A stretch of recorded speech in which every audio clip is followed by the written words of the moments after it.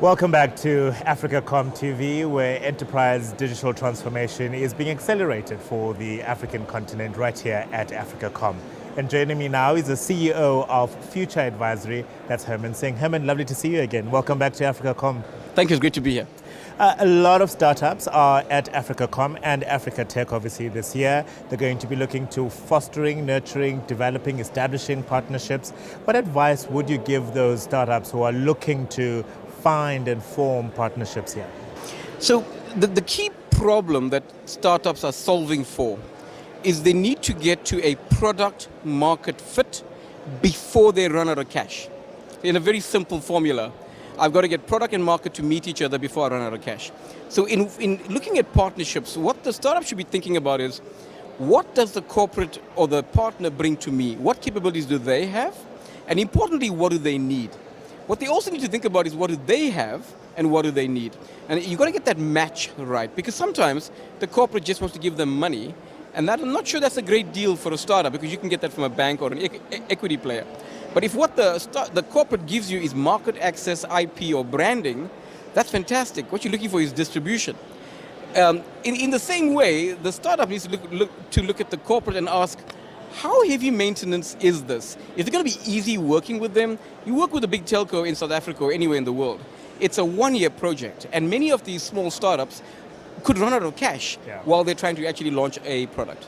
And are you seeing that in play at AfricaCom and Africa Tech? Yes, absolutely. I mean, I've seen startups starting to become quite fussy and specific about saying, I'd love to work with this company, but it takes so long, I'm going to pick a smaller partner because I can get to market quicker. It's not going to be perfect and optimal, but it's a minimum viable product, and I really want to get something into the market fast.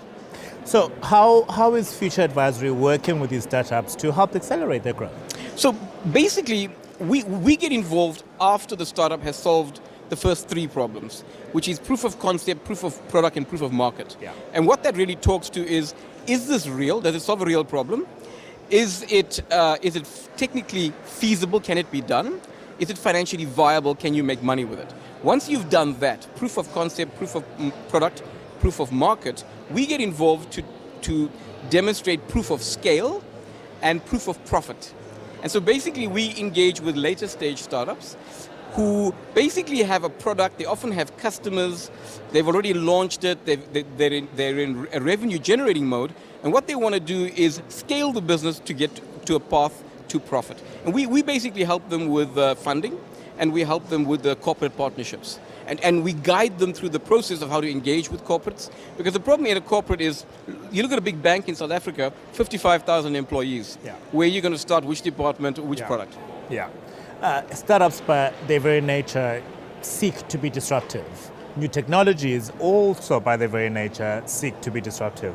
Which areas are going to be most disrupted by startups and technology in the short coming time frame? Great question. You know, I think so let's look backwards first.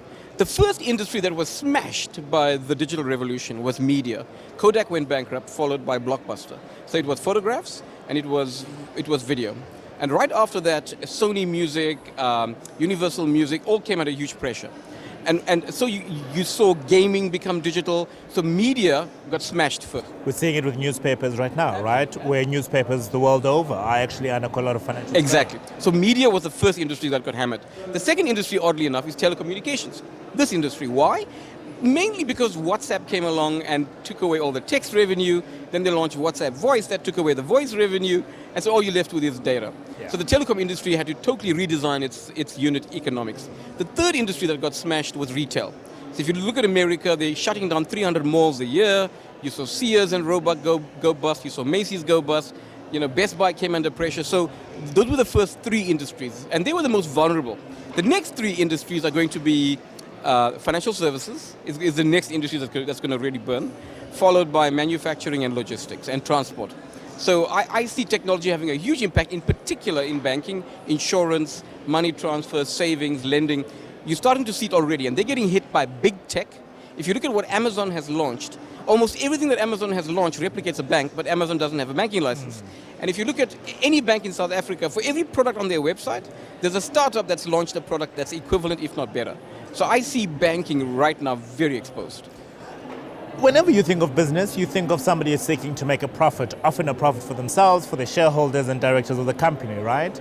I'd like to think that some of these disruptions, though, can be good for humanity, for human beings the world over. Examples, perhaps, of these technological disruptions that have actually been for the betterment of society? So think about it this way. For the price of one DVD, I get 5,000 movies. Yes. For the price of one CD, I get, 20 million songs, right? You can see where I'm going with this. So we've gone from scarcity to abundance when it comes to media. And that's what digital does. The minute you dematerialize something, you can make multiple copies of it at no cost. So the marginal cost drops to zero. Now, the industry had to redesign their business model, but today, the media industry is starting to get back to a very profitable business. And at the same time, the consumer's got a fantastic deal. Netflix and Showmax for $120 a month. It's a steal. It's a steal. And then you look at music, it's exactly, Spotify is what, $8 to $12, and I've got infinite music. So I think you're going to start to see the subscription model aligned around zero marginal cost, made possible actually by digital, pervading more and more industries. So where I'll subscribe to a bank, and it's a fixed price and I eat as much as I want. And I feel that a subscription model where you eat as much as you want is going to be the model for food, it's going to be the model for accommodation, it's going to be the model for travel, and it's going to be the model for banking. Why is Future Advisory at AfricaCom and at Africa Tech? So firstly, there's a bit of brand building involved. I think we conclude a lot of commercial deals. But what's really amazing for me is the networking opportunities. I mean, you've got everyone in the industry here. We've got the big brands, we've got technology. And of course, the final point is amazing learning. Yeah. You can learn from satellites to microwaves to what's happening with undersea cables, all the way through to apps, to startups, as well as what the big telcos are doing. It's a great place where you can learn, you can meet, you can engage, and you can contract. Well, thank you very much for joining us here, and I will now release you to go and contract a little bit more. That's Herman Singh, CEO of Future Advisory.